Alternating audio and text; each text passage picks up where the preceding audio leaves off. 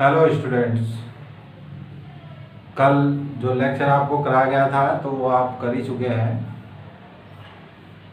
देख लिया होगा आपने लेक्चर। तो उसी क्रम में जो इंटीग्रेशन हमने लास्ट लेक्चर में कराया था by residue theorem complex integration, आज हम यही इंटीग्रेशन आगे बढ़ाते हैं। यहाँ पर होगा integral round the unit circle of the type this 0 to 2 by f cos theta sin theta d theta, where the function f is a rational function of cos theta and sin theta। तो जैसा कि हमने बताया कि यहाँ पर integration जो है वो राउंड द यूनिट सर्कल होगा। यूनिट सर्कल के राउंड ये एक 1 रेडियस का आपने सर्कल लिया।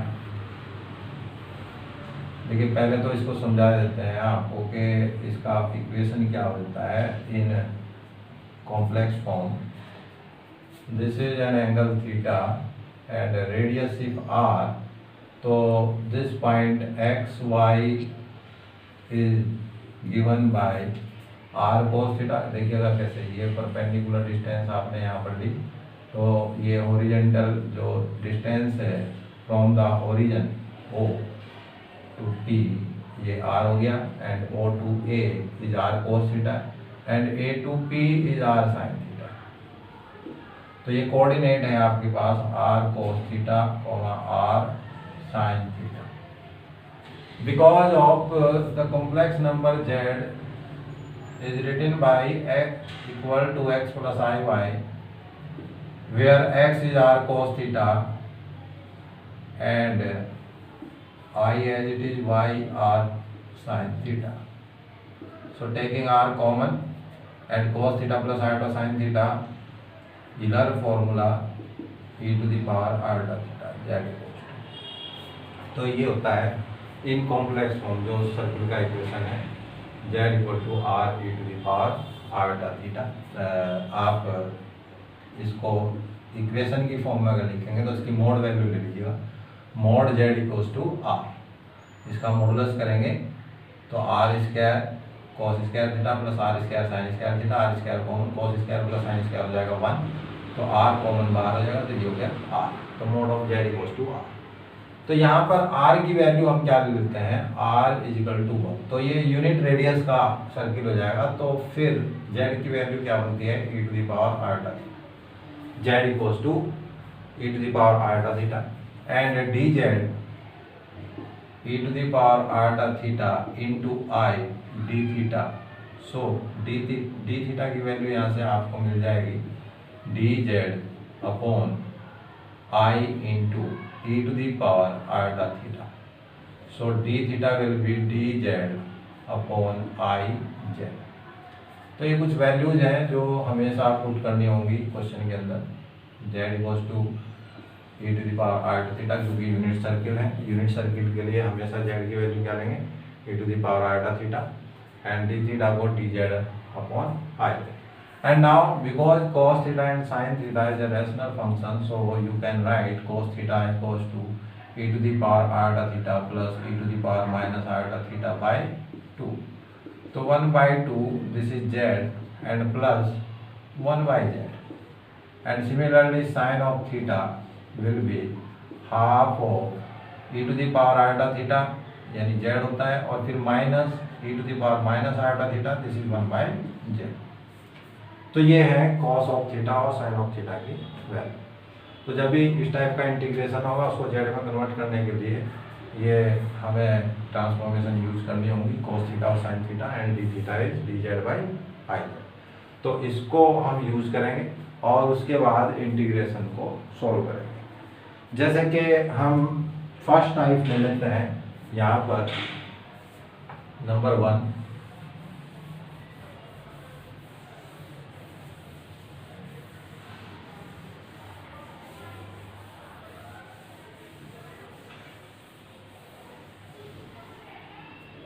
तो पहला ये एक एग्जांपल ले लेते हैं हम, 0 to 2 pi D theta upon A plus B sine theta. तो ऐसे ही दूसरा क्वेश्चन होगा A plus B cos theta, यानी सेकंड क्वेश्चन आप कह सकते हैं इसका, जैसे मैं ये सॉल्व करूंगा वैसे ही आप इसको सॉल्व कर सकते हैं। A plus B cos of theta 0 to 2 pi. आपने ये टाइप जो है 12th क्लास में बहुत क्वेश्चन किए हैं, वहाँ पर इसको आप जिस मेथड से करते थे, अब हम यहाँ पर क्या करेंगे, बाय कॉम्प्लेक्स इंटीग्रेशन के थ्रू यहाँ इसको हम इंटीग्रेट करेंगे round the unit circle. Unit circle का मतलब 0 to 2 पाई उसकी क्या होगी, लिमिट हो गई। तो इसके अकॉर्डिंग ओके, चलिए स्टार्ट करते हैं। तो integration 0 to 2 pi D theta upon A plus B sine theta. अब सब्सटीट्यूशन हमने बताया था यूज करेंगे, तो उसी तरीके से आप यूज कर लीजिएगा। और जैसे ही हम इसको जेड में कन्वर्ट करते हैं तो ये यूनिट सर्किल सी में कन्वर्ट हो जाता है, यानी क्लोज कर्व सी में, सी के अंदर आ जाएगा। तो यहाँ डी थीटा की वैल्यू जैसे कि अभी आपको बताया था, जेड इजिकल टू लेंगे e to the power iota theta, और d z e to the power iota theta into i d theta. From there d theta will be dz upon I into e to the power r theta वो है z। और cos theta और sin theta की value मैं आपको बता चुका क्या होती है। तो d थीटा की वैल्यू रखेंगे आप dz upon i z, bracket a plus b sine of theta. Sine theta की वैल्यू देखिएगा क्या होती है, अभी बताया था 1/2 जेड माइनस 1 अपॉन जेड, ये है। अब आप क्या करेंगे, D Z upon i Z, यहाँ आप एल्सियम ले सकते हैं ए प्लस बी अपॉन 2, तो एज इट इज ब्रैकेट के अंदर एल्सियम ले लिया आपने जेड, तो this is Z square minus 1। अब आप थ्रू आउट जो है इसको एल्सियम ले लीजिए 2z को,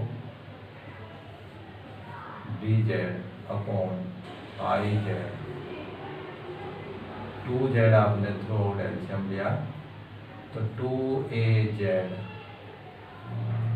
plus B square Z, bz square sorry, और माइनस b, इसको मल्टीप्लाई कर लेंगे तो ये जेड तो यहाँ पर आप कैंसिल कर लेंगे, 2 पहुँच जाएगा सबसे ऊपर, 1 अपॉन आई, बल्कि 2 अपॉन आई कीजिएगा क्योंकि 2 ये पहुँच गया, 2 अपॉन आई कॉन्स्टेंट है वो बाहर ले लीजिए, and D Z upon B Z square plus 2rz minus B. अब इसको सॉल्व करना है, कैसे सॉल्व करेंगे ये अब आप सोचने वाली बात है कि इसको आप कैसे सॉल्व करो, ठीक है। तो ये सॉरी इसमें थोड़ा सा एक मिस्टेक हो गई, साइन है ना, तो साइन में क्या आएगा b upon 2i, sorry b upon 2i, this is a mistake. और ये एल्सियम लेंगे आप, और जब ये एल्सियम लेंगे तो मल्टीप्लाई इसके साथ हो जाएगा 2 आयोटा जेड, 2 आयोटा जेड। और देखिएगा यहाँ पर 2i, तो i भी ये कैंसिल हो गया, तो i यहाँ से eliminate. Okay, sorry for that, ये था 2ai 2iaz minus b। Okay, तो नाउ स्टार्ट। ये हमारे पास क्या है, क्वाड्रेटिक इक्वेशन। इसमें से आप जब हमेशा ध्यान रखना, जो भी क्वाड्रेटिक इक्वेशन होगी जेड स्क्वायर में जो भी मल्टीपल होगा उसको आप पहले कॉमन ले लीजिए और उसके बाद उसके फैक्टर कर सकते हैं आप। तो 2 upon B D Z upon Z square plus 2ia upon B Z minus B. अब देखिए यहाँ थोड़ा सा सॉल्यूशन जब हम लेके चलते हैं, क्योंकि ये इंटीग्रेशन है, यूज हमने वही रेजिड्यू ही करना है, रेजिड्यू की हेल्प से ही करेंगे, और रेजिड्यू की हेल्प से आप इसके फैक्टर करेंगे। अब फैक्टर इसके हमें मालूम नहीं है, हम ये मान लेते हैं कि let alpha and beta are the roots, बल्कि आप यही मान लें, let alpha and beta are the roots of z square plus 2ia upon b z minus b. So there is alpha plus beta will be minus b upon a, so this is minus के 2ia upon b, and alpha beta what? Alpha beta is minus b. b तो common ले लिया था मेरे ख्याल से, हाँ b common ले लिया था तो 1 हो जाएगा, बी के हम कॉमन ले चुके थे, तो ये -1, क्योंकि ये होता है सी अपॉन ए, तो सी कितना है -1 अपॉन ए है 1, तो -1। अब यहाँ से अगर आप देखते हैं ये जो अल्फा बीटा 1 आया है -1, तो मोड ऑफ अल्फा बीटा की वैल्यू क्या हो जाएगी? 1 हो जाएगी, समझ रहे आप? तो अब सोच सकते हैं, आप खुद समझदार हैं कि mode of alpha into mode of beta अगर 1 है, तो यहाँ पर अगर मैं mode of alpha greater than 1 ले लूँ तो जाहिर सी बात है mode of beta less than 1 हो जाएगा। मतलब ये है कहने का कि इनमें से किसी एक को अगर आप ग्रेटर देन 1 ले रहे हैं तो दूसरा हमेशा लेस देन 1 होगा। क्यों? क्योंकि अल्फा की वैल्यू, बीटा की वैल्यू अगर आप ले लेंगे 1 अपॉन अल्फा, तो 1 अपॉन अल्फा, अब अल्फा की यहाँ कोई भी वैल्यू रखेंगे तो 1 से लेस देन ही जाएगी, तो बीटा तो हो गया लेस देन 1, ठीक है ना? तो अल्फा की वैल्यू क्या होगी? ग्रेटर देन 1 हो जाएगी, क्योंकि इसको लेस देन 1 करने के लिए, क्योंकि अगर आप इसको पॉइंट में लेंगे तो ये वैल्यू बढ़ी जाएगी, लेकिन अगर पॉइंट से बड़ी लेंगे तो 1 से बड़ी लेनी पड़ेगी, तो 1 से बड़ा लेंगे तो जाहिर सी बात है कि मोड ऑफ अल्फा क्या हो जाएगा? ग्रेटर देन 1, और दूसरी वैल्यू हो जाएगी लेस देन। तो जब भी दो वैल्यू का मोड लेस देन 1 हो प्रोडक्ट में, तो 1 is less than 1 and other is greater than 1। Okay, तो इस तरीके से आप सोच सकते हैं। चलिए खैर, अब हम यहाँ पर निकालते हैं अल्फा माइनस बीटा की वैल्यू। अल्फा माइनस बीटा का होल स्क्वायर होता है alpha plus beta whole square minus 4 alpha beta. ये वैल्यूज हमारे पास हैं, रख सकते हैं आप। यहाँ पर देखिए alpha plus beta whole square, तो this square 4i square a square upon b square, minus का प्लस हो जाएगा स्क्वायर से, और माइनस के 4 times alpha beta. What is alpha beta? Alpha beta is 1, alpha into beta की value है -1। Okay, 4 आप कॉमन ले लीजिएगा, और देखिए ये आई स्क्वायर माइनस हो गया और ये माइनस माइनस प्लस हो गया, तो ये तो बन जाएगा माइनस का a square upon b square and plus 1, 4 common है। एल्शियम ले लीजिए, एल्शियम क्या आना है? 4 अपॉन बी स्क्वायर एल्शियम, तो माइनस ए स्क्वायर प्लस बी स्क्वायर। अगर मैं यहाँ से माइनस कॉमन भी ले लूँ, ये माइनस कॉमन ले लूँ, ये लीजिएगा माइनस अगर कॉमन ले लिया जाए तो ये माइनस हो जाएगा यहाँ पर, ए स्क्वायर माइनस बी स्क्वायर। तो ये वैल्यू हमारे पास आ गई। तो खैर कहने का मतलब ये है कि अल्फा माइनस बीटा की वैल्यू क्या बनती है यहाँ से? Alpha minus beta is equal to, तो square root -4 upon b square into a square minus b square, और 4 का 2 हो जाएगा और माइनस का नेगेटिव आई हो जाना है, root a square minus b square upon, ये वैल्यू हमारे पास आ गया। ओके, ये अल्फा माइनस बीटा है। लिमिट, अब हमने जो फंक्शन लिया है, इस इंटीग्रेशन की वैल्यू अगर हम फाइंड करना चाहते हैं तो this integration will be equal to 2 upon B, तो ये कांस्टेंट हमारे पास है ही, और इस इंटीग्रेशन राउंड द सर्किल जब हम लेकर चलते हैं तो दिस इज इक्वल टू होता है 2 pi i sum of the residue, sum of residues, ये होता है एक्चुअल फॉर्मूला। तो इसको आपने फर्स्ट ले लिया। अब हमें मालूम है, बस इस बात को ध्यान रखना कि अल्फा माइनस बीटा की वैल्यू क्या आई है, तो ये मैं साइड में लिख लेता हूँ। अल्फा माइनस बीटा की वैल्यू जब यूज करेंगे तो यूज कर लेंगे इसको 2i/b square root a square minus b। ये अल्फा माइनस बीटा की वैल्यू। अब देखिएगा, स्टार्ट करते हैं आगे।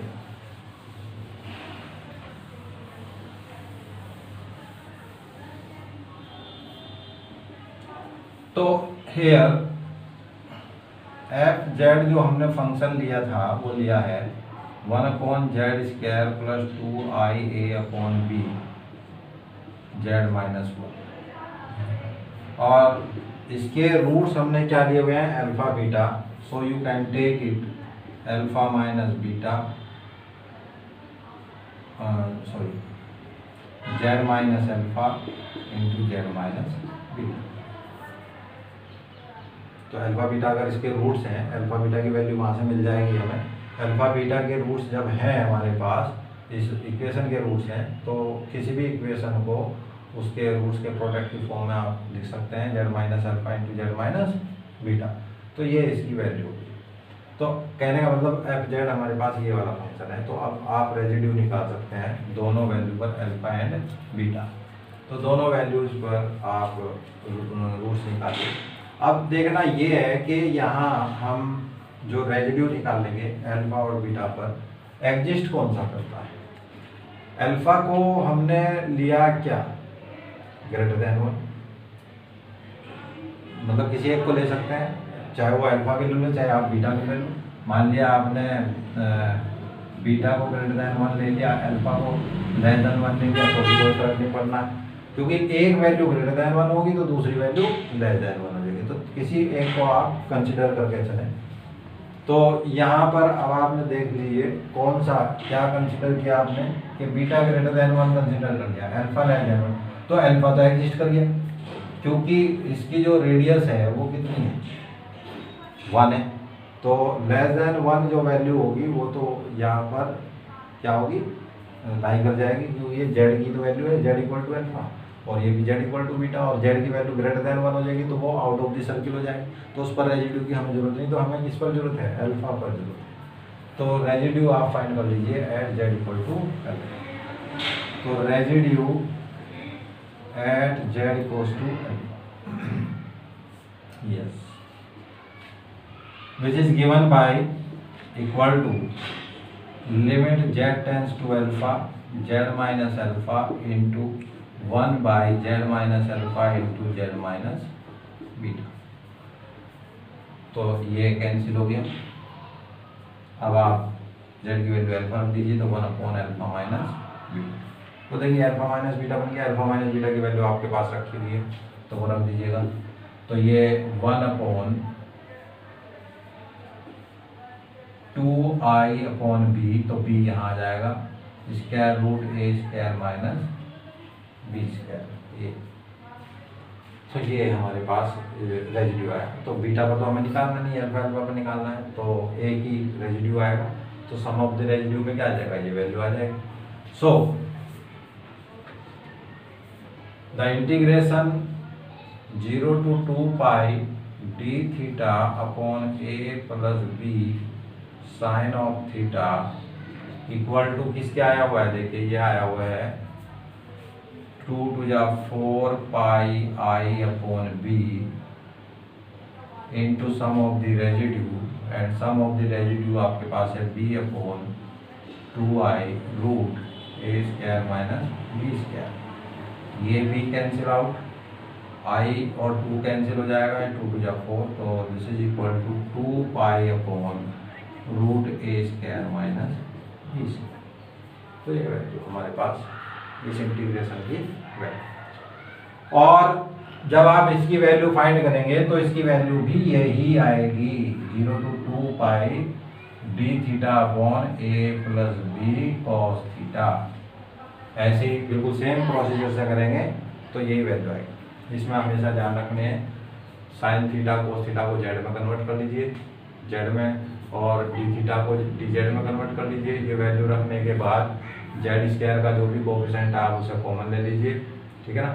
अगर ये नॉन वैल्यूज हैं तो सीधे सीधे फैक्टर हो जाएंगे, फिर उन पर रेजिड्यू निकल जाएगी। लेकिन यहाँ पर अननोन वैल्यूज हैं, अननोन वैल्यू में सोल्व करने के लिए ये एक तरीका बताया हमने कि बी को कॉमन ले लें आप, जो भी जेड स्क्वायर का कोएफिशिएंट है उसे कॉमन ले लें, तो एक क्वाड्रेटिक इक्वेशन बन जाएगी। उस क्वाड्रेटिक इक्वेशन के रूट्स आप मान लें अल्फा और बीटा। तो अल्फा बीटा रूट्स हैं, तो अल्फा प्लस बीटा और अल्फा बीटा दोनों की वैल्यू मिल जाएगी। तो जिससे कि ये इक्वेशन कन्वर्ट हो जाएगी 1/z minus alpha into Z minus beta.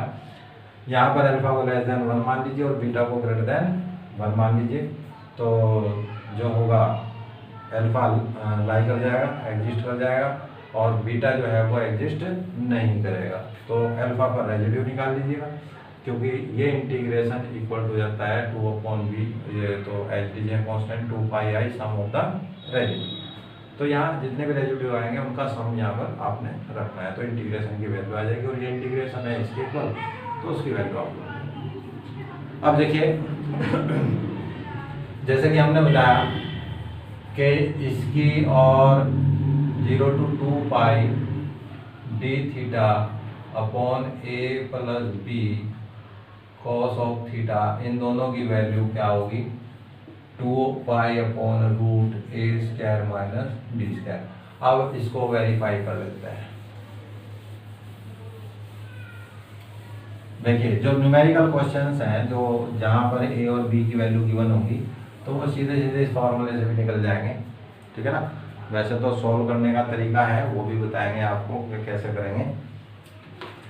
अगर आप हर एक क्वेश्चन को फॉर्मूला लर्न कर लें और ये दो क्वेश्चन के जो सॉल्यूशन है वो रट लें कि भाई ऐसे ही चलना है, लास्ट में ए बी की वैल्यू रख दें उठा के बस। तो देखिएगा जैसे कि मैं यहाँ पर एक क्वेश्चन दिया हुआ आपको,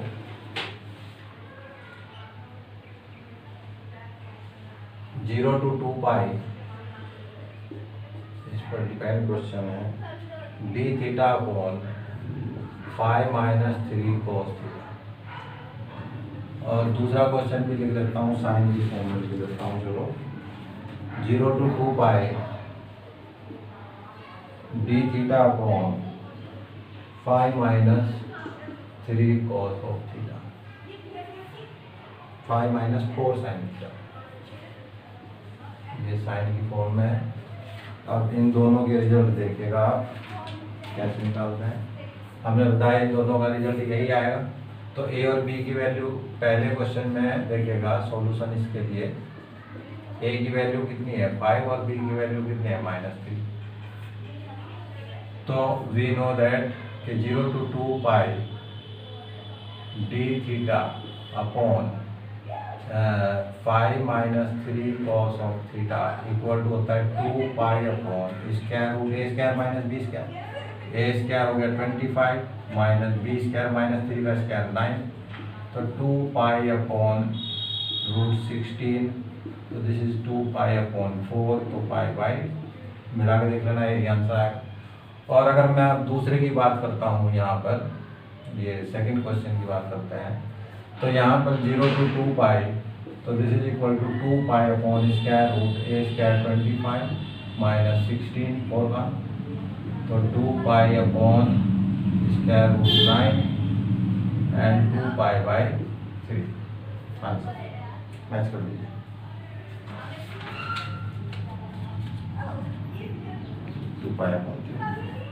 तो देखा कितने इजीली हो, है ना। तो सॉल्यूशन रखना है बस आपने। अब बात आती है कि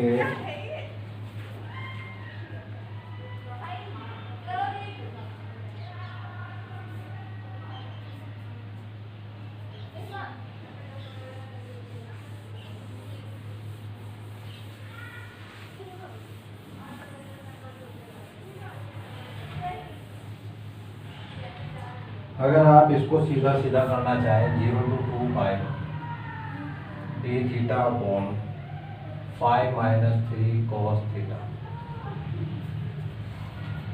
अगर आप इसको सीधा ही सॉल्व करना चाहें तो क्या करेंगे? तो क्या करना है, कुछ नहीं करना, इसको आप चेंज कर लीजिए।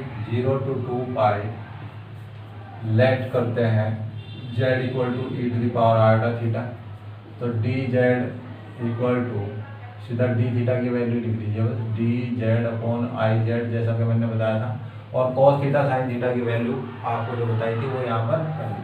तो अब ये लिमिट नहीं लगेंगी, आप सीधे से सर्किल में पहुँच गए। आप डी थीटा की जगह रख देंगे 1/5 माइनस 3 और ये होता है 1/2 z plus 1/z d Z upon iota z. देखो डी थीटा की वैल्यू है d Z upon iota.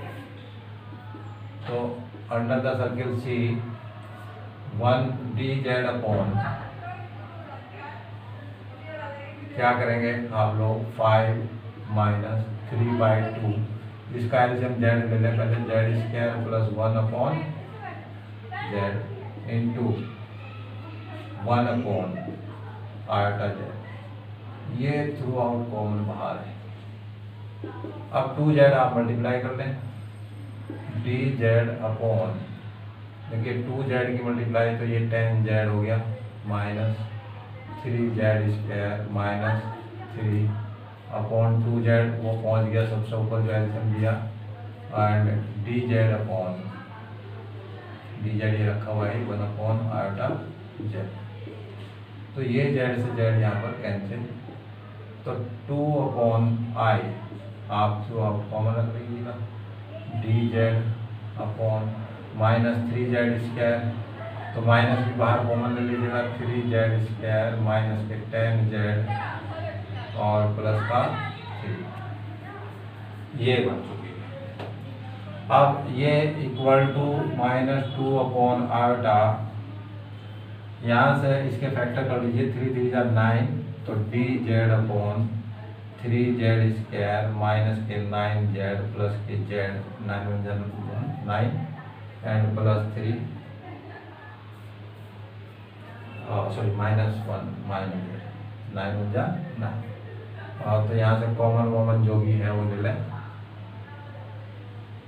-2/i integration D Z upon 3z common z minus 3 minus के 1 कॉमन z माइनस 3, तो दो फैक्टर बन गए 2/आयोटा इंटीग्रेशन सी में चल रहा है d Z upon z minus 3 and 3z minus. तो देखिए आप खुद देखिए एक value z equal to 3i यानी 1 से बड़ी है, और एक वैल्यू है z इक्वल टू 1/3 तो 1 से कम। आगे वही value z minus alpha z minus beta, एक वैल्यू बड़ी होगी तो एक वैल्यू छोटी होगी। अब इसमें से z की वैल्यू हमें, हमारे पास मोड ऑफ z कितना होता है 1 यूनिट सर्किल, तो 1 से बड़ी नहीं होनी चाहिए। तो कौन सी वैल्यू लाई करेगी, सिर्फ ये वैल्यू लाई करेगी। तो अब इस इंटीग्रेशन की वैल्यू क्या होगी -2/i 2πi sum of the residue, sum of the residue. तो इसको फर्स्ट रख लीजिए। अब आप रेजिड्यू निकालिए इस इंटीग्रेशन के लिए। तो residue at z equal to 1/3, क्योंकि 3z माइनस 1 इक्वल टू 0 लेंगे तो z की वैल्यू जाएगी 1/3, तो 1/3 को निकालते हैं। तो this is equal to limit z tends to 1/3, तो यहाँ z माइनस 1/3, कल मैंने बताया था कि हम कैसे करते हैं इस टाइप के फैक्टर को, और फंक्शन जो है 1/z minus 3 and 3z minus 1, तो ये 3 एल्सियम ले लीजिए,